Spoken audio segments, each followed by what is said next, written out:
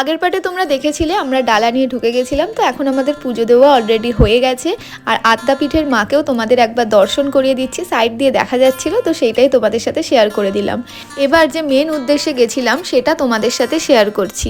এই স্কুলে অনেক বাচ্চা বাচ্চা মেয়েরা থাকে, খুব মিষ্টি তারা, তো তাদেরকেই একদিন দুপুরে আমরা সবাই মিলে ঠিক করেছিলাম খাওয়ানো হবে। মেনলি লালু কাকাই এই প্ল্যানটা করেছিল, সব কিছু লালু কাকা শরৎ কাকারা করেছিল, তার সাথে আমরা তো ছিলামই, বাবা পীযুষদা, আমরা সবাই মোটামুটি ছিলাম। এই ঘরটাতেই ওদের পড়াশোনা হয়, চারিদিকে এরকম ছবি টাঙানো আছে, আর এদিকে দেখতেই পাচ্ছ ব্ল্যাকবোর্ড আছে। আর এই বেঞ্চ পেয়ে আমি একটু বসে গেছিলাম, সেই নস্টালজিক ফিল হচ্ছিল, যেমন স্কুল লাইফে বসতাম। আর এখানে দাদাও বসে পড়েছিল।